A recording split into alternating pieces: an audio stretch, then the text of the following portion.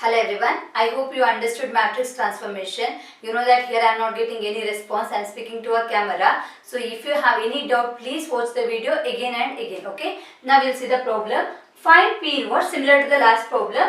If it exists, given P is equal to matrix P is given, it's of order 2 by 2, right. You have to find the inverse of that matrix. Similarly that here in the place of A we have P. So I can write P is equal to I into P, right. This is the first step. Then we will write the matrix P. P is now 10 minus 2 and this is minus 5 and 1. So this will be equal to identity matrix is 1, 0, 0, 1 into P. Next what you have to do? You have to convert this one into a identity matrix. You have to make this as 1, 0, 0 and 1. Right? First we will apply the operation R1 changes to what we can do here we need 1. We can divide by 10. Right, R1 changes to R1 divide by 10. So we will change the first row. First row now 10 by 10 will be 1. Minus 2 by 10 will be minus 1 by 5. Second row is as it is minus 5 and 1. Same thing you have to apply here also, right. So this will be equal to now 1 by 10. 0 by 10 will be 0. So this is 0 and this is 1 as it is into P. Now we got 1. Here this should be equal to 0, right. What we can do to get 0?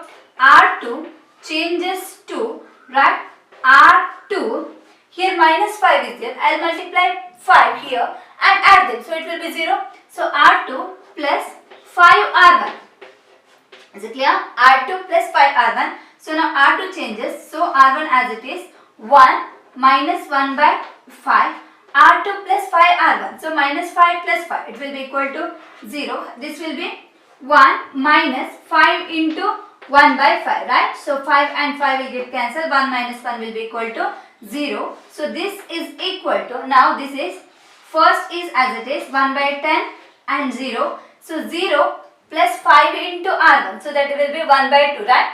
0 plus 5 into R1, 1 by 2 and this will be 1 plus this will be now 1. Now you can see this one, here this matrix, one row is, complete row is 0, right. Second R2 row is 0. So by this we can say that the inverse of a matrix does not exist. As I explained you, the inverse of a matrix, here the inverse of a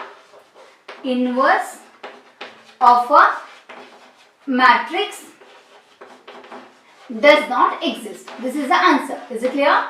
Does not exist because one complete row R2 is 0. Right? If it is any row or any column is 0, then the inverse of a matrix does not exist. This is about the transformation.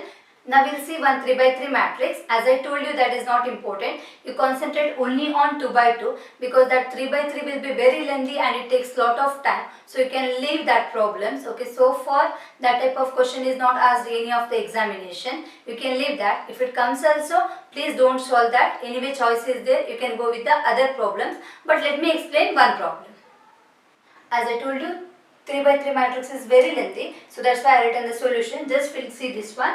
The matrix is given. First, similar to that, A is equal to I into A. Here you have to write the matrix I of order 3 by 3, that is 1 0 0 0 1 0 0 0 1 into A. Now your work is you have to convert this matrix into a identity matrix of order 3 by 3. First operation is given. R1 changes to R1 by 2. First row is divided by 2. So 2 by 2 will be 1.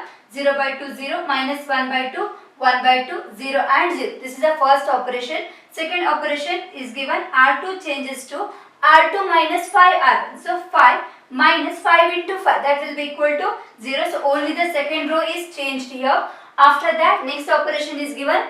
R3 changes to R3 minus R2. So here we are changing only R3. So R3 minus R2. So 0 minus 0 will be 0, 1 minus 1 will be 0, 3 minus 5 by 2 will be equal to 1 by 2. Similarly here, we are changing the row R3. Next operation is given, R3 changes to 2 into R3. I mean the last row is multiplied by 2 because here we need the value of 1, right? So if you multiply by 2, 2 and 2 will get cancelled, you will get 1. So last row changes, that is 0, 0 and 1. Here this is multiplied by 2, so 5 minus 2 and 2. Next one, R2 changes to R2 minus 5 by 2 R3. So we change the value of R2. Is it clear? R2 minus 5 by 2 into R3. 0 minus this will be 0 only. This is 1 minus this will be 1 itself, so yes 1 itself, 5 by 2 minus 5 by 2 into 1. So 5 by 2 into 1, 1 into 5 by 2 will be equal to, is it clear? R2 changes to R2 minus 5 by 2 R3. So this is 0 minus 0, then 1 minus 0, then 5 by 2 minus 5 by 2. It will be equal to 0. So we got the value of 0 here. So this is R2. Next, here see 0, 1, 0 is there, 0, 0, 1 is there. Only thing is you have to change this one you have to make as 0. That's the reason we had given. R1 changes to R1 plus 1 by 2 R2, right? So this is minus 1 by 2 is there, plus 1 by 2. So it will get cancelled. It will be equal to 0. So this is, we got the here identity matrix, and this is called the inverse of a matrix. Actually this chapter is completed. Now we will see some miscellaneous problems. Already I have written here. If A is equal to cos theta sin theta minus sin theta and cos theta, prove that a to the power n is equal to cos n theta sin n theta minus sin n theta and cos n theta. This is the one of the important result. Okay, you have to remember this. If it is a is this one, a square you can write cos 2 theta sin 2 theta minus sin 2 theta and cos 2 theta. Remember this result. We'll prove this one by using a mathematical induction. I hope you remember this, right? What is a mathematical induction? How many steps will be there? 3 steps. P of 1, assume P of k, then you have to prove P of k plus 1, right? First we'll consider this as a P of n. Is it P of 1 is 2? True. I have written here. If I substitute a is equal to 1, this will be cos theta, sin theta and cos theta, right? If I substitute n equal to 1. For P of 1, a is already given. So P of 1 is true, right? If you substitute n equal to 1, so this will be a to the power 1 is equal to, this will be equal to the given question. So P of 1 is true. Now we'll assume that P of k is true. Assumption is P of k is true, that is you have to replace n by k. We are substituting n is equal to k. If I substitute n equal to k, this will be a to the power k is equal to cos k theta sin k theta minus sin k theta and cos k theta. Here I have written this one. Is it clear? So P of k is true, we assume. Now we have to prove. What do we have to prove? To prove P of k plus 1 is true.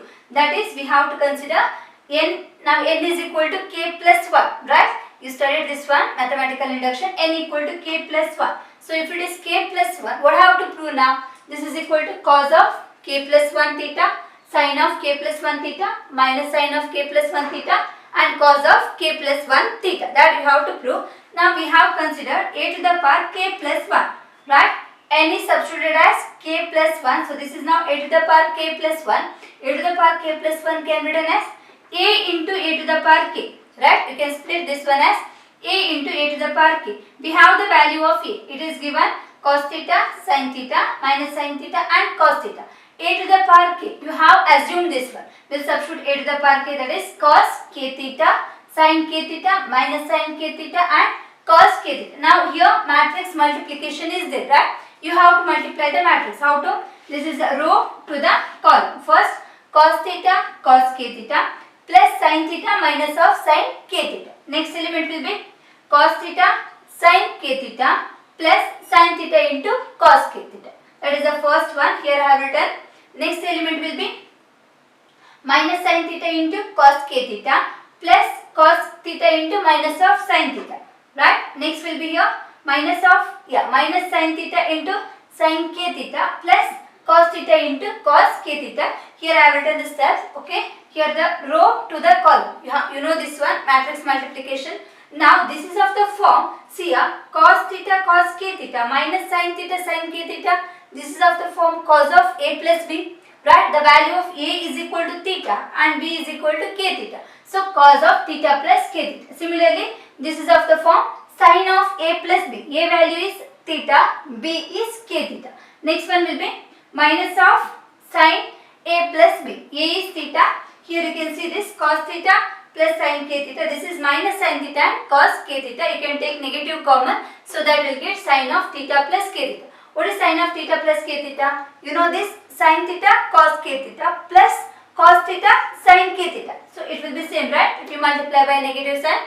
So next one will be cos of theta plus k theta. It's of the form cos of a plus b. So here you can take theta common, right? So this is cos of theta common k plus 1. Here also theta is common. So it is k plus 1. Theta is common. K plus 1. Theta is k plus 1. So this is equal to a to the power k plus 1. So by using the mathematical induction, we proved that this is true.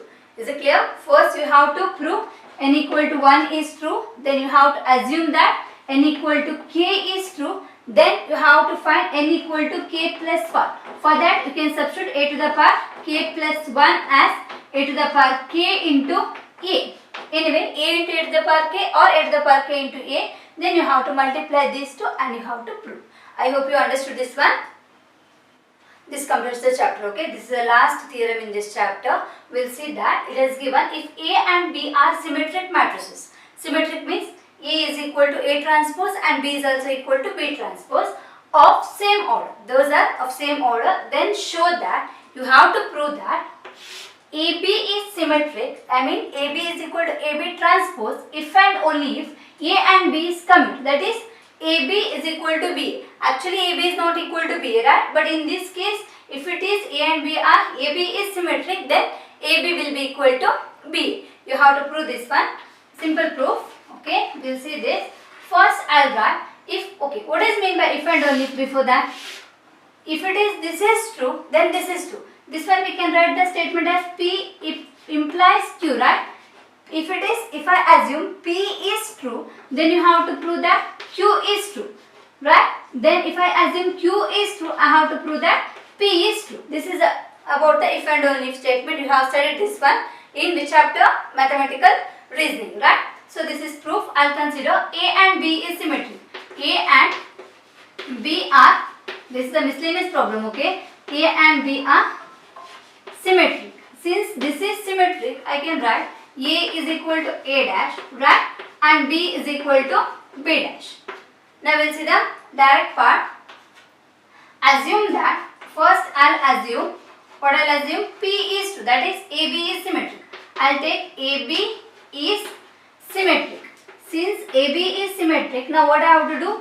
I have to prove that A and B are commute. That is AB is equal to BA, we have to prove. Since AB is symmetric, I can write AB is equal to AB whole dash, right? We have considered this is symmetric, so AB is equal to AB whole dash. But you know that transpose of a matrix, I can write B dash into A dash, right?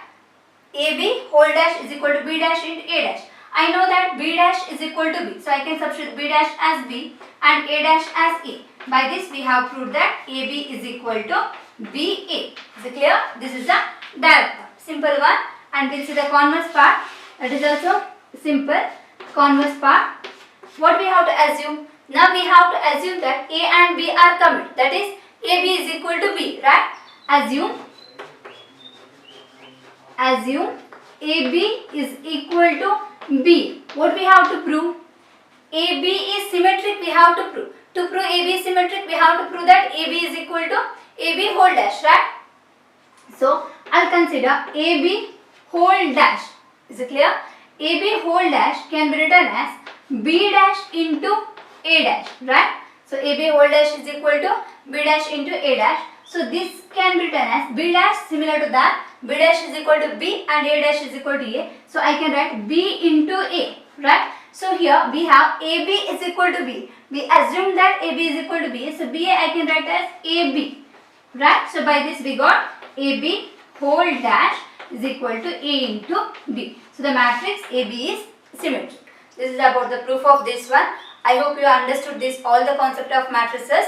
Next we are moving to the new chapter, that is the determinants. You should know matrices. Without that you can't solve the problems in the determinant. First you clear this one, then we'll move to the determinant.